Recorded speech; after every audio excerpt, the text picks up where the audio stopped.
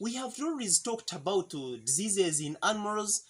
We have had a lot of diseases. We have shared about, very many diseases. But guys, in today's video, I have come just to talk about what we call the mouth and foot disease. So, dear friends, we as Trust Farm members, we have tried our level best to make enough research about this disease, and we found that this disease is dangerous generally, and still we found that this disease can be controlled once you put everything they tell you in practice.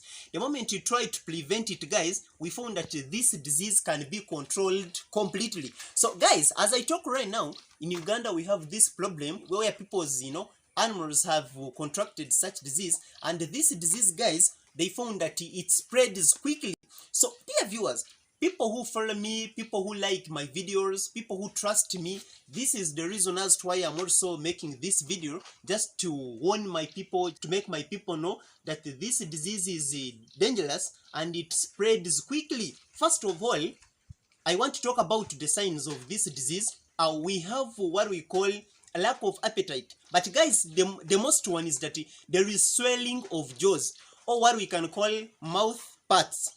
So dear viewers, this disease involves swelling of the mouth parts, the jaws. You find that the jaws are swollen, and guys, the moment they are swollen, don't expect your animal to eat. But guys, the most important thing is this: we must respect the government. So dear viewers, the government usually comes out whenever there is this disease. It comes out, it warns people, it puts some measures, to be followed. For example, now in Uganda, they are planning to vaccinate almost the whole animals in suspected areas. All animals must be vaccinated. So dear friends, we are saying that please, the moment they say vaccinate your animals, please guys, do not hide your animals. You just take them, they vaccinate, then you find that the disease is completely controlled. The reason as to why we are making this video, we don't want this disease, to disturb people. We want people, to learn how to control it. We have what we call slaughtering animals. So guys, the moment they say they have put a law, that you don't slaughter animals, they don't want you to sell meat, please guys, do not slaughter animals, illegally, you are hiding yourself, you are slaughtering. When they were trying to make a research, they found that the moment they slaughter, all right, maybe the animal slaughtered had been maybe having such disease, then the moment you buy your meat, maybe you're taking it home, if you have there your animals, especially cattle, guys, expect such disease. So you see that if you try to calculate, you see that it is good at spreading highly. Then guys, another thing, we have what we call quarantine. All these are measures of the government which has put in place just to help its people. So guys, there is what we call quarantine. When we say quarantine, it means that the animals are just restricted. Animals are put in one place, or maybe a farmer is not allowed to sell animals. They are gathered in one place, they are controlled in one place, cared in one place, so that they can prevent this disease. If we try to calculate this, you will see that this disease is so dangerous. This is the reason as to why the government involves itself just to help its people. So dear friends, when they say quarantine, and you find that for you are taking your animals here and there, then guys, you are going to make your animals contract that disease. So this is the reason as to why I just tried my level best to make this video, just to warn maybe my friends in Uganda who are there, who have cattle, and especially in those areas that have been suspected, that have been put in quarantine, that where they don't allow people to slaughter, where they don't people to do what. So guys, I'm here to tell you that try to protect your animals just by following what the government has put in place. Guys, this disease, I found that it is caused by virus, and guys, we found that this disease, it affects cattle, sheep, goats, and pigs. So dear friends, when we were trying to make a research about this disease, we found that when it comes to cattle, it is difficult to eat.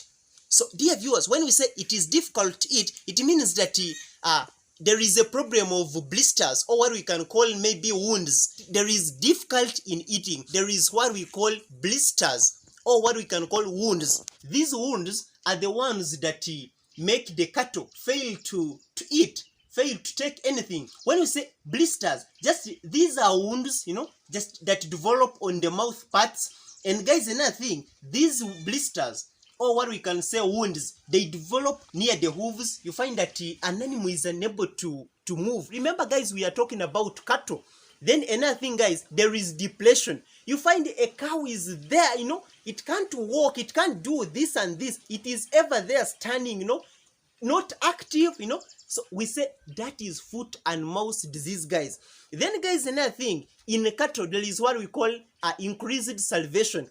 When we say salivation, you find that a cow is just there standing and some water is running, from its mouth, Then guys, another thing, let's come to sheep and goats. So guys, when it comes to sheep and goats, there is of course blisters also and wounds that develop near mouth parts and near the hooves, all right?